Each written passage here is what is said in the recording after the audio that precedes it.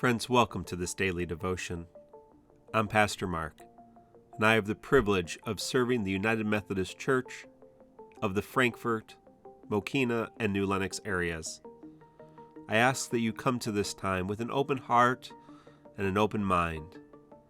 Ready yourself that we may truly come into the presence of God and leave transformed as people living an abundant life.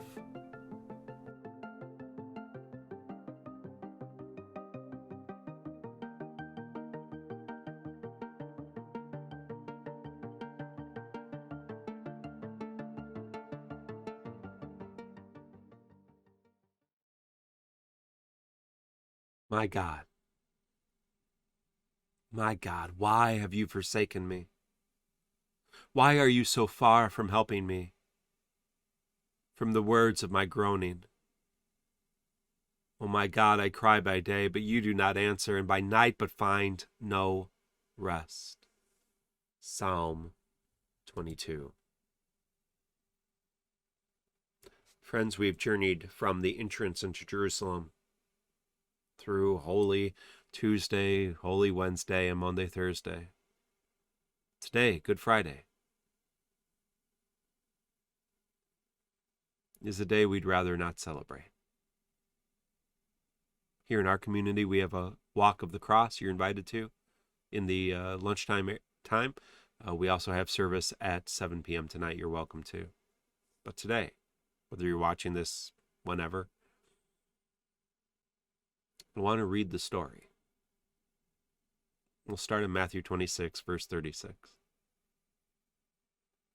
When Jesus went with his disciples to a place called Gethsemane, he said to them, "Stay here while I go and pray." When he took Peter and Zebedee's two sons, he began to feel sad. He began to feel anxious. He said to them, "I'm very sad. It's as if I'm dying. Stay here and keep alert with me." He then went a short distance and fell on his face and prayed, "My Father, if it's possible, take this cup of suffering away from me. However, not what I want, but what you want." He came back and he found his disciples sleeping. He said to Peter, "Couldn't you stay alert for 1 hour? Please stay alert and pray so that you won't give in to temptation. The spirit is eager, but the weak is flesh." A second time he went away and he prayed, "My Father, if it's not possible that this cup be taken away from me unless I drink it, then let it be what you want." Again he came and found them sleeping. Their eyes were heavy with sleep. But he left them and he went and prayed the same words for a third time. Then he came to his disciples and said, "Will you sleep and rest all night? Look, the time has come for the human one to be betrayed into the hands of sinners. Get up, let's go. Look, here comes my betrayer." When Jesus was still speaking, Judas, one of the 12, came. With him was a large crowd carrying swords and clubs. They had been sent by the chief priests and elders of the people. His betrayer had given them a sign, "Arrest the man I kiss." Just then he came to Jesus and said, "Hello, Rabbi." Then he kissed him. But Jesus said, "Friend, do what you do." Then they came and grabbed Jesus and arrested him. One of those which Jesus reached for his sword, striking the high priest's slave, he cut off his ear. Jesus said to him, "Put the sword back. All those who use the sword will die by the sword. Or do you think that I'm not able to ask my Father, and he will send to me more than 12 battle groups of angels right now? But if I did that, how would the scriptures be fulfilled that say that this must happen?" Jesus said to the crowds, "Have you come with swords and clubs to arrest me like a thief?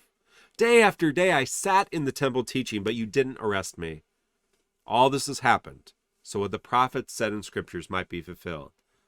Then all the disciples left and ran away. Those who arrested Jesus led him to Caiaphas, the high priest. The legal experts and elders had gathered there. Peter followed him from a distance until he came to the high priest's courtyard. He entered that area and sat outside with the officers to see how it would turn out. The chief priests and the whole council were looking for false testimony against Jesus so they could put him to death. They didn't find anything they could use from the many false witnesses who were willing to come forward. But finally they found two who said, "This man said, I can destroy God's temple and rebuild it in 3 days." Then the high priest stood and said to Jesus, "Aren't you going to respond to the testimony these people have brought?" But Jesus was silent. The high priest said, "By the living God, I demand that you tell us whether you are the Christ, God's Son." "You said it," Jesus replied. "But I say to you that from now on, you'll see the human one sitting on the right side of the Almighty and coming on the heavenly clouds." Then the high priest tore his clothes and said, "He's insulting God. Why do we need any more witnesses? Look, you've heard his insult against God. What do you think?" They answered, "He deserves to die." They spit in his face. They beat him. They hit him. They said, "Prophesy for us, Christ. Who hit you?" Meanwhile, Peter was sitting outside in the courtyard. A servant came to him and said, "You were also with Jesus, the Galilean." But he denied it in front of all of them, saying, "I don't know what you're talking about." When he went over to the gate, another woman saw him and said to those who were with him, "This man was with Jesus, the man from Nazareth." With a solemn pledge, he denied it again, saying, "I don't know the man." A short time later, those standing came and said to Peter, "You must be the one. The way you talk gives you away." Then he cursed and swore, "I don't know him." At that moment, the rooster crowed. Peter remembered Jesus' words, "Before the rooster crows, you will deny me 3 times. Peter went out and wept uncontrollably. Early in the morning, all the chief priests and elders of the people reached the decision to have Jesus put to death. They bound him, led him away, and turned him over to Pilate, the governor. When Judas, who betrayed Jesus, saw that Jesus was condemned to die, he felt deep regret. He returned the 30 pieces of silver to the chief priests and said, "I did wrong because I betrayed an innocent man." But they said, "What is it to you? Or what is that to us? That's your problem." Judas threw the silver pieces at the temple and left. Then he went and hung himself. The chief priest picked up the silver pieces and said, "According to the law, it's not right to put this money in the treasury since it was used to pay for someone's life. It's unclean." So they decided to use it to buy the potter's field where strangers could be buried. That's why the field is called the Field of Blood to this very day. This fulfilled the words of Jeremiah the prophet. And look, the 30 pieces of silver, the price for the one whose price had been set by some of the Israelites. And I gave them for the potter's field, as the Lord commanded me. Jesus was brought before the governor. The governor said, "Are you the king of the Jews?" Jesus replied, "That's what you say." But he didn't answer when the chief priests and elders accused him. Then Pilate said, "Don't you hear their testimony?" But he didn't answer, not a single word. So the governor was greatly amazed. Now it was customary during the festival for the governor to release to the crowd one prisoner whom they might choose. At that time, there was a well-known prisoner named Jesus, Barabbas. While the crowd had come together, Pilate asked them, "Who would you like me to release to you, Jesus Barabbas or Jesus, who is called the Christ?" He knew that the leaders of the people would hand him over because of jealousy. While he was serving as judge, his wife sent this message to him, "Leave that righteous man alone. I've suffered much today because of a dream I had about him." But the chief priests and the elders persuaded the crowds to ask for Barabbas and to kill Jesus. The governor said, "Which of these two do you want me to release to you?" "Barabbas," they replied. Pilate said, "Then what should I do with Jesus, who is called the Christ?" They all said, "Crucify him." But he said, "Why? What wrong has he done?" They shouted even louder, "Crucify him." Pilate saw that he was getting nowhere and that a riot was about to start. So he took water and washed his hands in front of the crowd. "I'm innocent of this man's blood. This is your problem." All the people replied, "Let his blood be on us and our children." Then they released Barabbas. He had Jesus whipped and handed him over to be crucified. The governor's soldiers took Jesus into the governor's house. They gathered the whole company. They stripped him and put him in a red military cloak.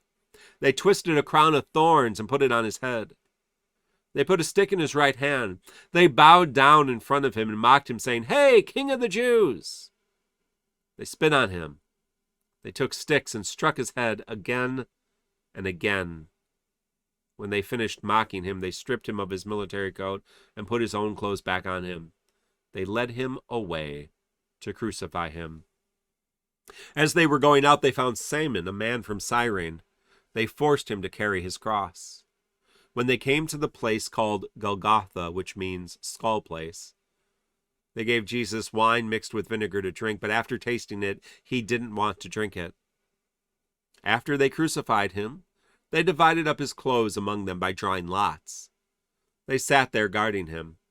They placed above his head a charge against him. It read, "This is Jesus, the King of the Jews."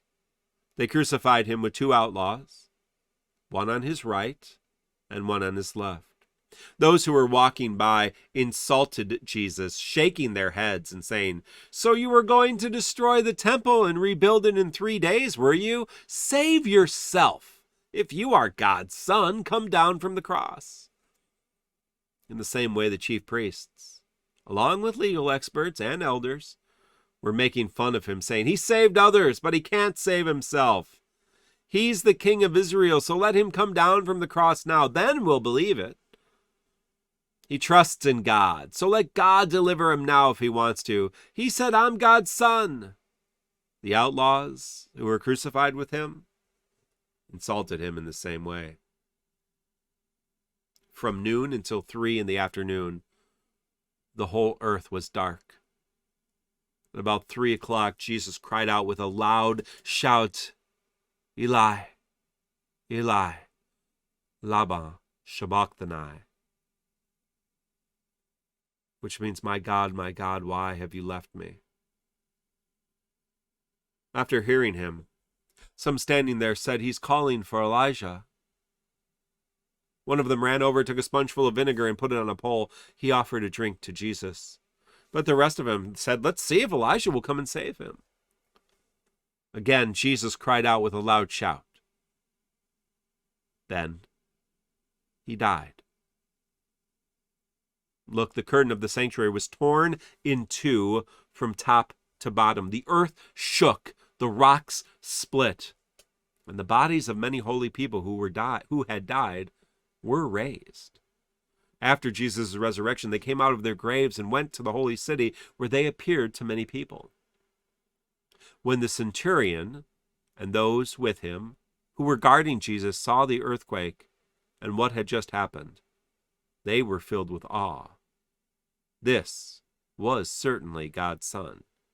Many women were watching from a distance. They had followed Jesus from Galilee to serve him. Among them were Mary Magdalene, Mary the mother of James and Joseph, and Mary the mother of the Zebedee sons. May God bless the reading of the Passion.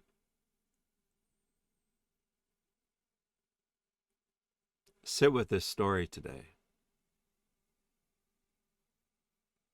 We worship a God who endured all of those moments in a very short span of time, the worst of the human condition. We worship a God who knows abandonment, betrayal, false witness and testimony, who's been the victim of lies, who's been tortured, who's been abused physically, verbally, emotionally, who's been arrested falsely, imprisoned falsely, mocked, humiliated, executed.